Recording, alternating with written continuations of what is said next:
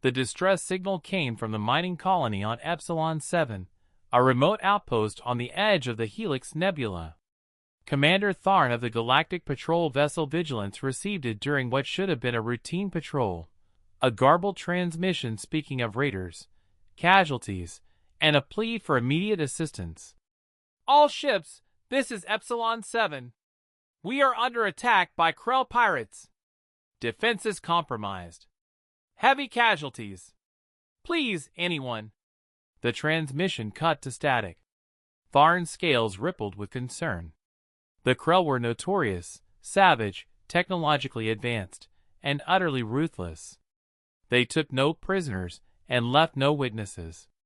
By the time the Vigilance could reach Epsilon 7, the colony would likely be nothing but debris and corpses.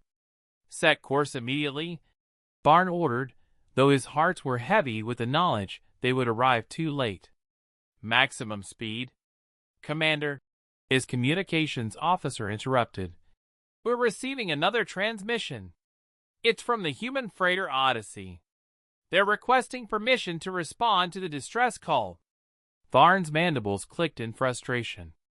The Odyssey was a civilian cargo vessel with a crew of 12 humans. Negative. Inform them this is a military matter. Krell raiders are extremely dangerous. They should maintain distance and await our arrival. The response came swiftly from Captain Jennifer Walsh of the Odyssey. With respect, Commander, you're 40 minutes out. We're 8 minutes away. Those people don't have 40 minutes. Captain Walsh, your vessel is unarmed and unarmored. You will be destroyed. There was a pause, then Walsh's voice returned, calm but edged with steel. We're going in anyway, Commander. Odyssey out. Tharn watched helplessly as the freighter's signature accelerated toward Epsilon 7. Foolish humans, he thought. Brave, perhaps, but foolish. He would be filing condolence reports within the hour. 8 minutes passed in tense silence. Then 12. Then 15. Commander, his sensor officer exclaimed. I'm reading weapons fire at Epsilon 7, but the Krell ships are taking damage. Heavy damage. From the colony defenses? No, sir. From the Odyssey. Tharn's blood ran cold. That's impossible. The Odyssey has no weapons systems. When the Vigilance arrived 30 minutes later, the scene defied all tactical logic. 3 Krell Raider ships drifted in space, engines dark, hulls breached. The Odyssey hung protectively over the colony, its cargo bay doors open, makeshift weapons platforms visible where shipping containers should have been. Tharn hailed the human ship immediately. Captain Walsh, report. How did you? Improvised, Commander. Walsh's face appeared on screen, smudged with soot but grinning. Turns out mining lasers make decent anti-ship weapons with the right modifications. And those cargo containers? We were hauling industrial explosives to the next system. Rigged them as proximity mines. You turned your cargo ship into a warship in 8 minutes?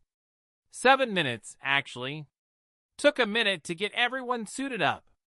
She gestured behind her where crew members were already dismantling the improvised weapons. We've got 3 engineers, a demolitions expert who used to work construction, and a pilot who flew combat drones as a kid. When you grow up on Earth, you learn to make do with what you have. Tharn was speechless. The Krell were among the galaxy's most feared pirates, with ships specifically designed for combat. Yet a human cargo freighter had defeated 3 of them using mining equipment and repurposed explosives. The colony? He finally managed. 18 casualties, but we got here before they could breach the main habitat. Medical teams are already on site. We brought emergency supplies. Walsh's expression sobered.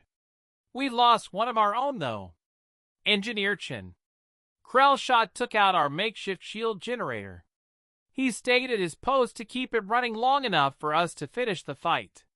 The name would be recorded in the Galactic Patrol's honor rolls, Tharn decided immediately.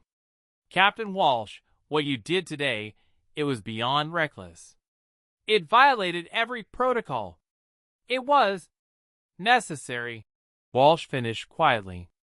Where we come from, Commander, you don't leave people behind. You don't calculate odds when lives are at stake.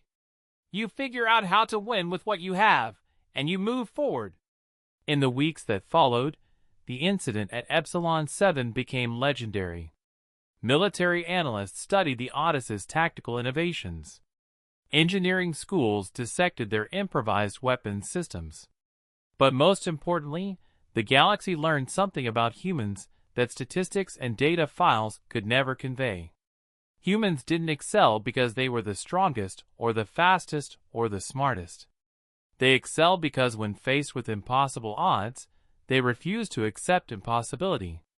They turned cargo ships into warships, mining lasers into cannons, and desperation into determination.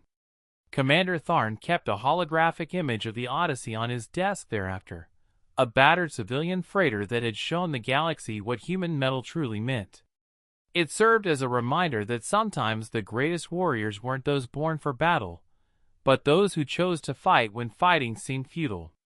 And that, Tharn had learned, was the most dangerous kind of warrior in the universe.